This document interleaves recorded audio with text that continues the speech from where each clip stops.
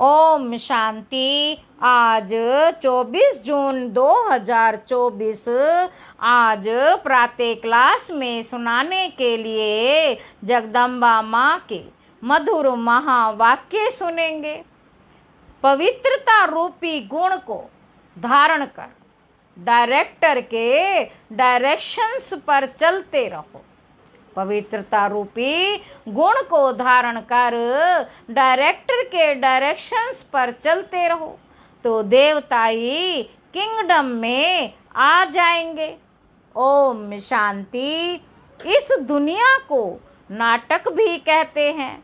Drama कहो, नाटक कहो, खेल कहो, बात एक ही है। नाटक जो होता है वह एक ही कहानी होती है। बाबा कहते उसमें बहुत बाय प्लांट्स बीच में दिखाते हैं, लेकिन स्टोरी एक ही होती है। इसी तरह से यह बेहद वर्ल्ड ड्रामा है।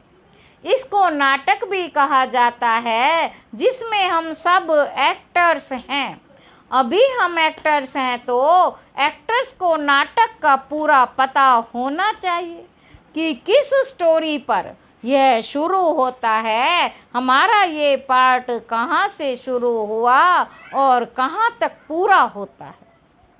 फिर उसमें समय प्रति समय किस एक्टर्स का कैसे कैसे पार्ट होता है और उसका डायरेक्टर क्रिएटर कौन है और इस नाटक में हीरो हीरोइन पार्ट किसका है। इन सब बातों का नॉलेज होना चाहिए। खाली नाटक कहने से तो काम नहीं चलेगा। नाटक है तो नाटक के हम एक्टर्स भी हैं। अगर कोई ड्रामा का एक्टर है और हम उनसे पूछें कि उसकी क्या स्टोरी है तो माता श्री बोली, यह कहाँ से शुरू होता, कहाँ पर पूरा होता। अगर वो कहे हमें मालूम नहीं तो इसको क्या कहा जाएगा। कहेंगे इसको इतना भी पता नहीं, कहता है मैं एक्टर हूँ। एक्टर की तो सब बातों की जानकारी होनी चाहिए। एक्टर को तो सब बातों की जानकारी होनी चाहिए ना। नाटक शुरू है तो उसका अंत भी जरूर होगा। ऐसे नहीं शुरू हुआ है तो चलता ही चलेगा। शुरू हुआ है तो चलता ही चलेगा। तो इन सब चीज़ों को समझने का है। इस बेहद के नाटक का जो रचयिता है वो जानता है। इस बेहद के नाटक का जो रचयिता है वो जानता है कि किस तरह से इस नाटक की शुरुआत हुई, उसमें मुख्य एक्टर्स कौन है और सभी एक्टर्स में हीरो एंड हीरोइन का पार्ट किसका है। ये सब बातें बाप समझा रहे हैं। बाबा कहते यह सब नॉलेज जो रोज क्लास में आते और सुनते हैं वो समझते हैं। उन्हों को मालूम है कि इसका पहला डायरेक्टर और क्रिएटर कौन है। क्रिएटर कहेंगे सुप्रीम सोल, सुप्रीम सोल परम पिता परमात्मा को, लेकिन वह भी एक्टर है। उनकी एक्टिंग कौन सी है, डायरेक्टरपन की उनकी एक्टिंग कौन सी है, डायरेक्टपन की। वह एक ही बार आकर एक्टर बनता है, अभी डायरेक्टर बन करके एक्ट कर रहा है।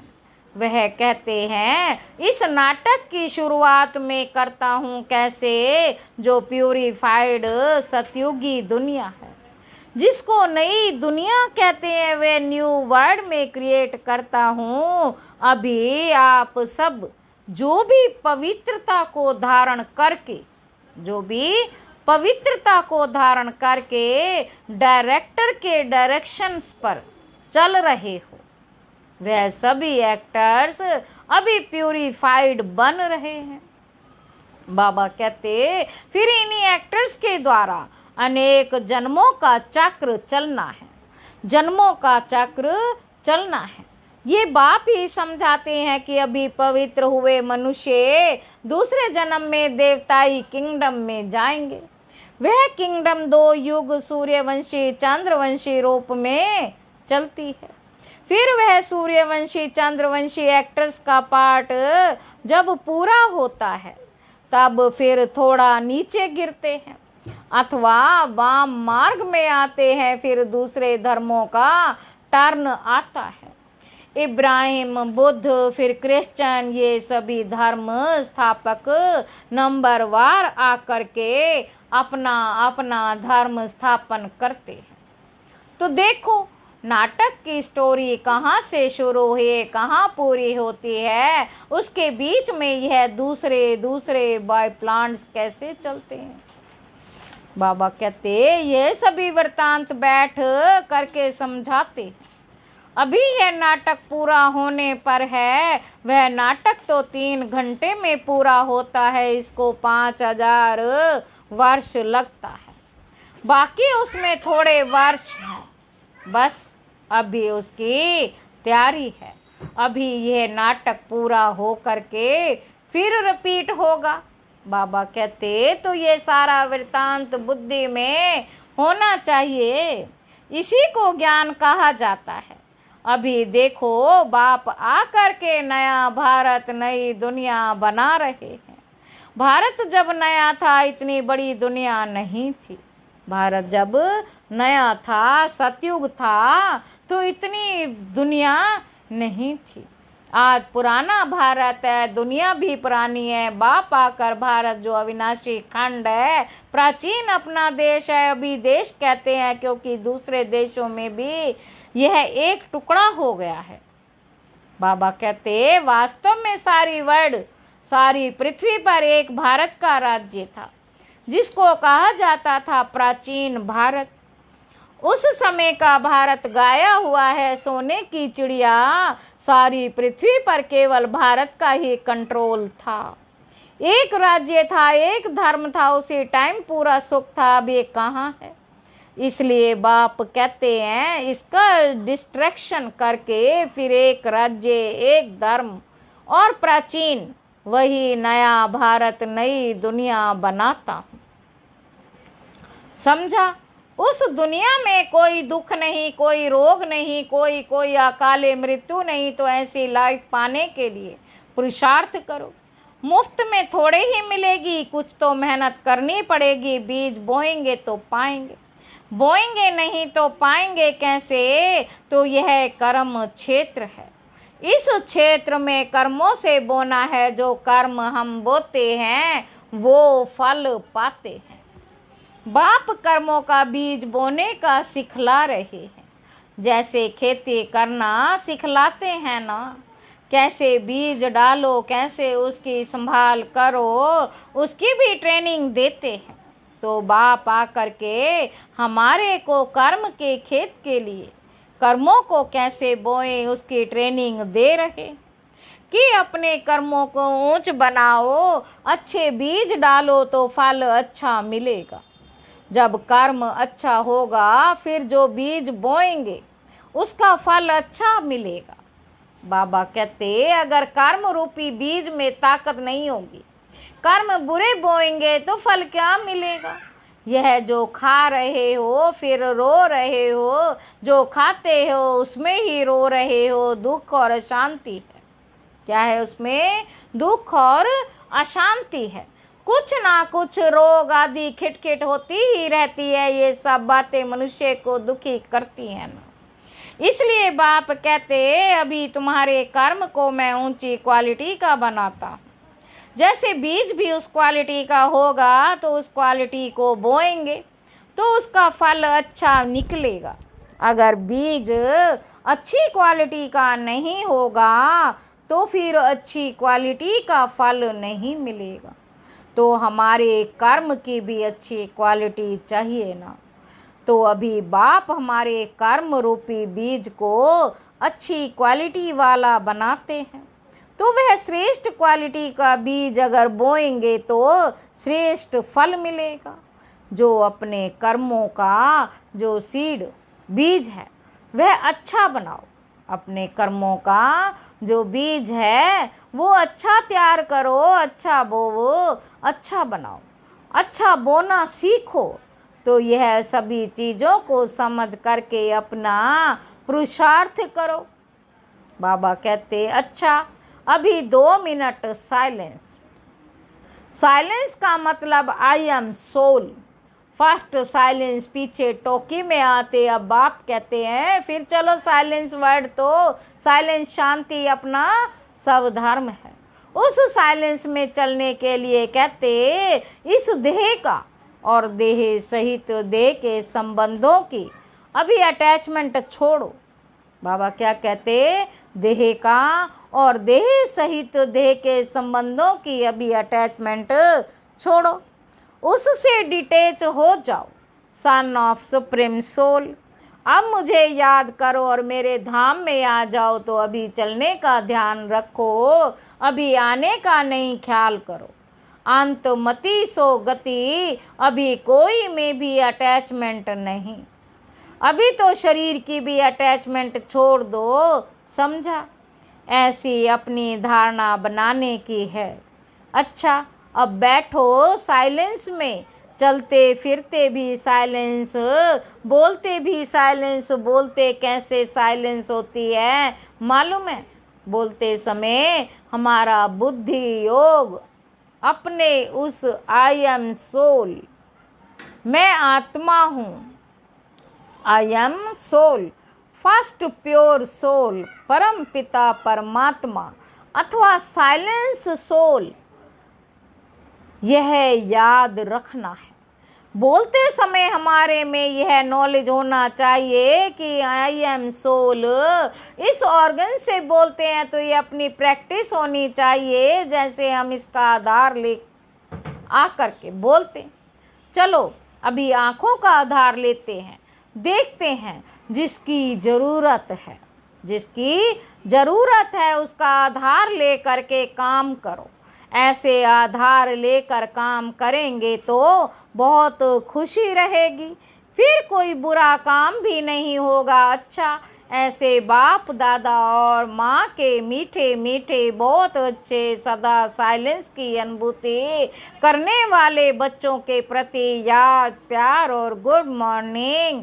अच्छा संदेशी के तन द्वारा ऑलमाइटी पिता के उच्चारित महावाक्य मातेश्वरी जी के प्रति है। शिरोमणि राधे बेटी है, शिरोमणि राधे बेटी तुम निष्दिन मेरे सम दिव्य कार्य में तत्पर हो, अर्थात वैष्णव शुद्ध स्वरूप हो। शुद्ध सेवा करती हो इसलिए साक्षात मेरा स्वरूप हो। जो बच्चे अपने पिता के फुट स्टेप नहीं लेते उनों से मैं बिल्कुल दूर हूँ, क्योंकि बच्चा तो फिर पिता के समान अवश्य चाहिए। यह कायदा अभी स्थापन होता है जो सतयुग त्रेता तक चलता है। वहाँ जैसा बाप वैसा बेटा, परंतु द्वापर कलयुग में जैसा बाप वैसे बेटे नहीं होते। जैसा बाप वैसा बेटा कलयुग में नहीं होते। अभी बच्चे को बाप समान बनने का मेहनत करना पड़ता है। अगर वहाँ तो नेचुरल ऐसा कायदा बना हुआ है जैसा बाप वैसा बेटा, जो अनादि कायदा इस संगम समय पर ईश्वर पिता प्रत्यक्ष होकर स्थापन करते हैं। दूसरा पॉइंट है मधुर माली की मधुर मीठी दिव्य पुरुषार्थी बेटी, अब तुझे बहुत रमणीक स्वीटनेस बनना और बनाना है। अभी वर्ड सर्वेंट चाबी सेकंड में प्राप्त करना, अभी वर्ड सर्वेंट की चाबी सेकंड में प्राप्त करना और कराना तुम्हारे हाथ में है। देखो ऑलमाइटी जो हर एक जीव प्राणी का मालिक है, वो जब प्रैक्टिकल में इस कर्म क्षेत्र पर आया है तब सारी सृष्टि हैप्पी हाउस बन जाती है। बाबा कहते इस समय वही जीव प्राणियों का मालिक अव्यक्त रीति से सृष्टि को चला रहा है, लेकिन जब वह प्रत्यक्ष रूप में देहदारी बन मालिकपन से कर्म क्षेत्र पर आता है तब सतयुग त्रेता के समय सभी जीव प्राणी सुखी बन जाते। वहाँ सच की दरबार खुली रहती है। जिसने ईश्वरीय सुख प्राप्त करने अर्थ पुरुषार्थ किया है उन्हों को वहाँ सदा के लिए सुख प्राप्त हो जाता। इस समय सभी जीव प्राणियों को सुख का दान नहीं मिलता। पुरुषार्थ ही प्रारब्ध को खींचता है। जिन्हों का ईश्वर से योग है, जिन्हों का ईश्वर से योग है, उन्हों को ईश्वर द्वारा संपूर्ण सुख का दान मिल जाता है।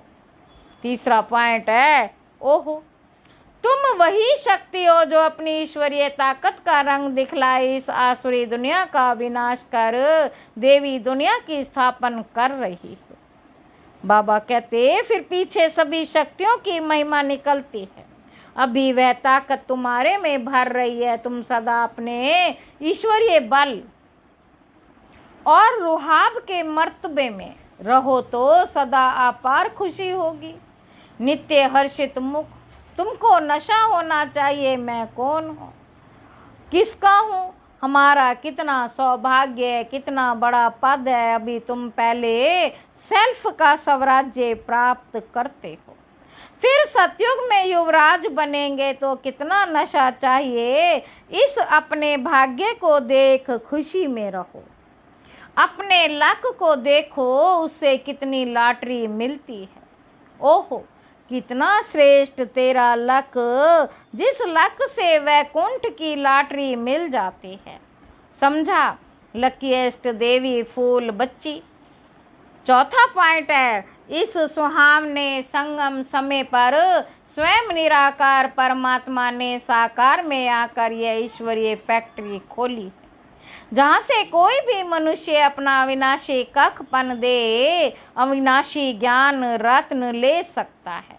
यह अविनाशी ज्ञान रत्नों की खरीदारी अति सूक्ष्म है, जिसको बुद्धि से खरीद करना है। यह कोई स्थूल वस्तु नहीं है जो इन नयनों से देखने में आए, मगर अति महीन गुप्त छिपी हुई होने के कारण इनको कोई भी लूट नहीं सकता। बाबा कहते ऐसा सर्वोत्तम ज्ञान खजाना प्राप्त करने से अति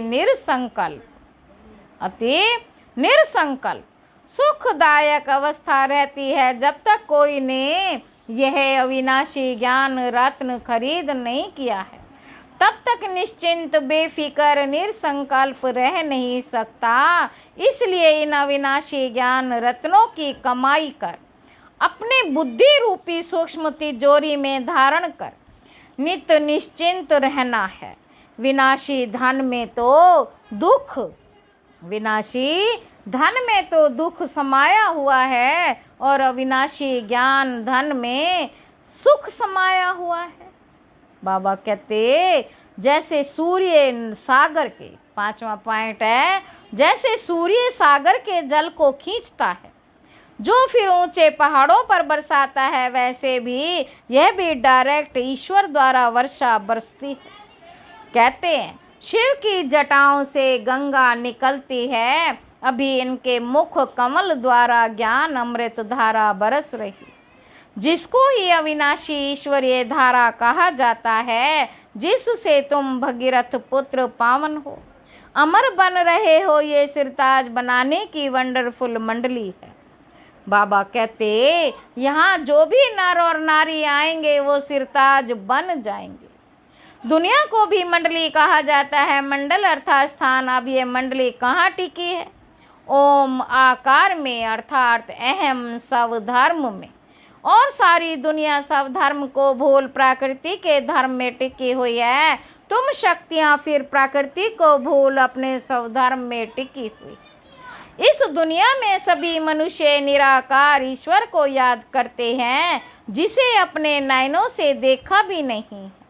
उस निराकार में उन्हों को इतना अति प्यार रहता है, जो कहते हैं ईश्वर अपने में मुझे लीन कर दो। परंतु कैसा वंडर है, जो स्वयं ईश्वर जब साकार में प्रत्यक्ष हुआ तब उनको पहचानते नहीं।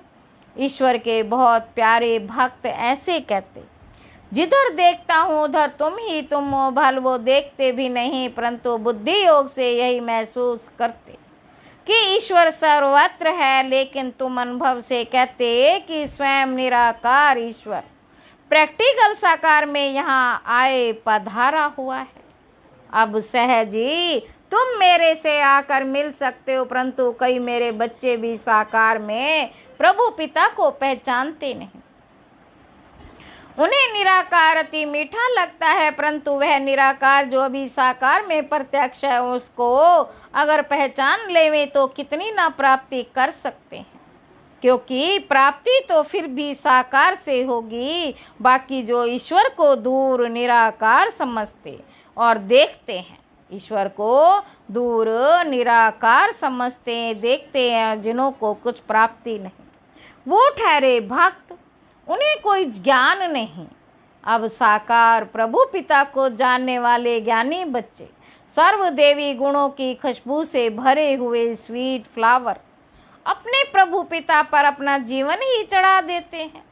बाबा कहते, जिससे उन्हें जन्म जन्मांतर संपूर्ण देवताई दिव्य शोभनिक तन प्राप्त हो जाता है। 7वां पॉइंट है, सेल्फ को जानने से ही तुम राइट रॉन्ग सत्य असत्य की परख आ गई है।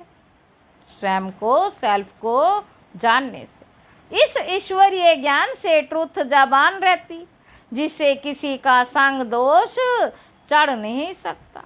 संग दोष की छाया उसके ऊपर पड़ती है जो खुद अज्ञानवश है।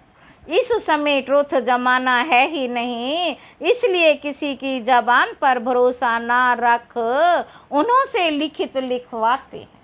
मनुष्यों का बोल अनट्रुथ निकलता है, अगर ट्रुथ होता तो उसके महावाक्य पूजे जाते।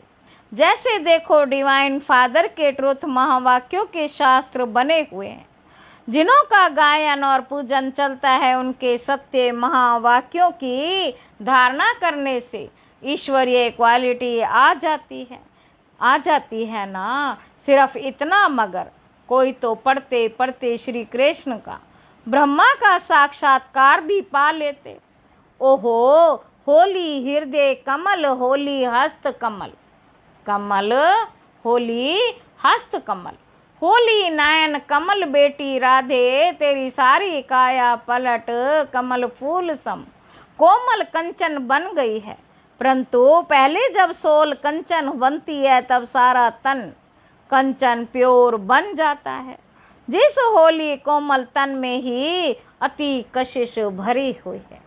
तुम अपने परमेश्वर पिता द्वारा ज्ञान तप्त को बुझाए, ज्ञान तेज को जगाए, अति शीतल रूप बन गई हो।